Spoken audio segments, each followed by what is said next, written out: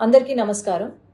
మహావిష్ణు స్వయంభు ఆ తిరుమల కొండలపై వెంకటేశ్వర స్వామి రూపంలో వెలిసి పాపాలను కడిగేవాడు వెంకటేశ్వర స్వామి, అట్లాగే మనం ఏ కోరిక కోరినా నెరవేర్చేవాడు వెంకటేశ్వర స్వామి అని ప్రతి హిందువు నమ్ముతారు. తిరుమల తిరుపతి దేవస్థానం ప్రపంచంలోనే అత్యధిక సంఖ్యలో భక్తులు రావడం జరుగుతుంది. ప్రతిరోజు 30,000 నుండి 40,000 మంది భక్తులు దర్శించుకుంటారు.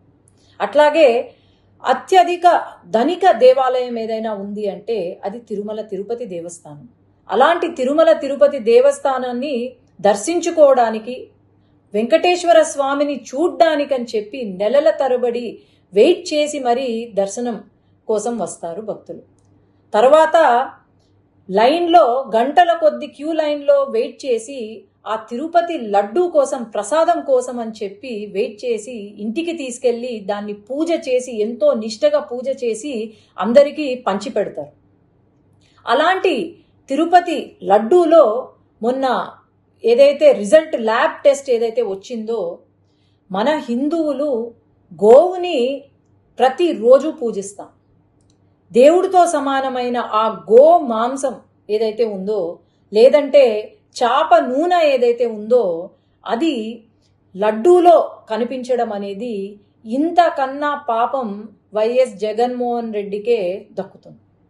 ఎందుకంటే హిందువులు కాని వాళ్ళు, అసలు హిందుత్వాన్ని నమ్మని వాళ్ళను అక్కడ చైర్మన్లుగా తీసుకొచ్చి, కరుణాకర్ రెడ్డి అని చెప్పి అక్కడ చైర్మన్గా తీసుకొచ్చి, ఆయన వెంకటేశ్వర స్వామి ఒక నల్ల రాయి అని చెప్పి, అలాగే ఆ 7 కొండలు ఎందుకు, 5 కొండలు చాలు అని చెప్పి ఒక జీవోని తీసుకొచ్చి పెట్టారు.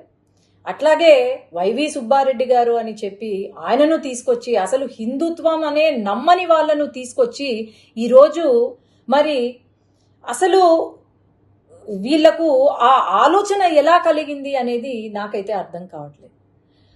ఎప్పుడో 1857లో సిపాయి మ్యూటినీ అని విన్నాం. అది బుల్లెట్లు, బ్రిటిషర్లు చేసే బుల్లెట్లలో గోమాంసం ఉందని చెప్పి అదే ఫస్ట్ వార్ ఆఫ్ ఇండిపెండెన్స్ అని కూడా అంటారు. గోమాంసం ఉందని చెప్పి చిన్నగా ఒక రివోల్ట్ స్టార్ట్ అయ్యి అది పెద్దగా కనిపించిన బ్రిటిషర్లు అందరినీ కూడా చంపి పాడేసిన దేశంలో ఈరోజు ఇక్కడ లడ్డూలో గోమాంసము, చాప నూనె ఉంది అంటే మరి ఏమనుకోవాలి? మనము ఈ గత 5 సంవత్సరాల కాలంలో మనం గమనిస్తే అసలు గుడులకు వాల్యూ ఇవ్వని ఆ ప్రభుత్వం, వైఎస్ఆర్సీపీ ప్రభుత్వం ఏదైతే ఉందో, నేను చెప్తూనే వచ్చాను. శ్రీశైలంలో కూడా శ్రీశైలం లడ్డూలో చికెన్ ఎముక కనిపించింది అంటే ఆ రోజు ఎటువంటి యాక్షన్ తీసుకోలేదు. అసలు దేవాలయాలు ఎందుకున్నాయి, లేదంటే మన దేవుళ్ళు ఎందుకున్నారు ఇంకా అని అనిపిస్తుంది. తప్పకుండా ఖచ్చితంగా అయితే ఎవరైతే దీనికి బాధ్యులో వాళ్ళను ఉరి తీసినా ఎక్కడ తక్కువ కాదు, కానీ వీళ్లకు కఠినమైన శిక్ష విధించాలి, ఖచ్చితంగా విధిస్తారు అని నేను అనుకుంటున్నాను. సీఎం గారు వెంటనే, మన గవర్నమెంట్ ఫామ్ అయిన వెంటనే తిరుపతి లడ్డు నాణ్యత కోసం, అది చాలా చిన్న విషయం కావచ్చు కానీ తిరుపతి లడ్డు నాణ్యత ఎలా ఉంది అని చెప్పి ల్యాబ్ రిపోర్ట్కి పంపించారు అంటే ఇంతకన్నా మంచి ముఖ్యమంత్రి, మంచి పాలన ఎక్కడైనా ఉంటుందా అని నేను భావిస్తున్నాను. ఇక్కడ మటుకు ఈ హిందూ మనోభావాలు దెబ్బతీసేలాగా ఇలాంటి సిచ్యువేషన్ మనకు ప్రపంచం మొత్తము ఈ దుర్ఘటనను గమనిస్తూనే ఉంది. మహావిష్ణు స్వయంభు ఆ తిరుమల కొండలపై వెంకటేశ్వర స్వామి రూపంలో వెలిసి పాపాలను కడిగేవాడు వెంకటేశ్వర స్వామి, అట్లాగే మనం ఏ కోరిక కోరినా నెరవేర్చేవాడు వెంకటేశ్వర స్వామి అని ప్రతి హిందువు నమ్ముతారు. తిరుమల తిరుపతి దేవస్థానం ప్రపంచంలోనే అత్యధిక సంఖ్యలో భక్తులు రావడం జరుగుతుంది. ప్రతిరోజు 30,000 నుండి 40,000 మంది భక్తులు దర్శించుకుంటారు. అట్లాగే అత్యధిక ధనిక దేవాలయం ఏదైనా ఉంది అంటే అది తిరుమల తిరుపతి దేవస్థానం. అలాంటి తిరుమల తిరుపతి దేవస్థానాన్ని దర్శించుకోవడానికి, వెంకటేశ్వర స్వామిని చూడ్డానికని చెప్పి నెలల తరబడి వెయిట్ చేసి మరీ దర్శనం కోసం వస్తారు భక్తులు.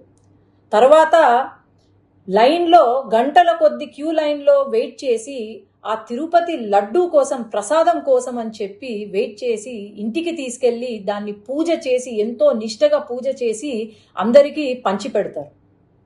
అలాంటి తిరుపతి లడ్డూలో మొన్న ఏదైతే రిజల్ట్ ల్యాబ్ టెస్ట్ ఏదైతే వచ్చిందో, మన హిందువులు గోవుని ప్రతిరోజు పూజిస్తాం. దేవుడితో సమానమైన ఆ గో మాంసం ఏదైతే ఉందో, లేదంటే చాప నూనె ఏదైతే ఉందో, అది లడ్డూలో కనిపించడం అనేది ఇంతకన్నా పాపం వైఎస్ జగన్మోహన్ రెడ్డికే దక్కుతుంది. ఎందుకంటే హిందువులు కాని వాళ్ళు, అసలు హిందుత్వాన్ని నమ్మని వాళ్ళను అక్కడ చైర్మన్లుగా తీసుకొచ్చి, కరుణాకర్ రెడ్డి అని చెప్పి అక్కడ చైర్మన్గా తీసుకొచ్చి, ఆయన వెంకటేశ్వర స్వామి ఒక నల్ల రాయి అని చెప్పి, అలాగే ఆ 7 కొండలు ఎందుకు, 5 కొండలు చాలు అని చెప్పి ఒక జీవోని తీసుకొచ్చి పెట్టారు. అట్లాగే వైవి సుబ్బారెడ్డి గారు అని చెప్పి ఆయనను తీసుకొచ్చి, అసలు హిందుత్వం అనే నమ్మని వాళ్ళను తీసుకొచ్చి ఈరోజు మరి అసలు వీళ్లకు ఆ ఆలోచన ఎలా కలిగింది అనేది నాకైతే అర్థం కావట్లేదు. ఎప్పుడో 1857లో సిపాయి మ్యూటినీ అని విన్నాం. అది బుల్లెట్లు, బ్రిటిషర్లు చేసే బుల్లెట్లలో గోమాంసం ఉందని చెప్పి, అదే ఫస్ట్ వార్ ఆఫ్ ఇండిపెండెన్స్ అని కూడా అంటారు. గోమాంసం ఉందని చెప్పి చిన్నగా ఒక రివోల్ట్ స్టార్ట్ అయ్యి అది పెద్దగా కనిపించిన బ్రిటిషర్లందరినీ కూడా చంపి పాడేసిన దేశంలో ఈరోజు ఇక్కడ లడ్డూలో గోమాంసము, చాప నూనె ఉంది అంటే మరి ఏమనుకోవాలి? మనము ఈ 5 సంవత్సరాలు, గత 5 సంవత్సరాల కాలంలో మనం గమనిస్తే అసలు గుడులకు వాల్యూ ఇవ్వని ఆ ప్రభుత్వం, వైఎస్ఆర్సీపీ ప్రభుత్వం ఏదైతే ఉందో, నేను చెప్తూనే వచ్చాను.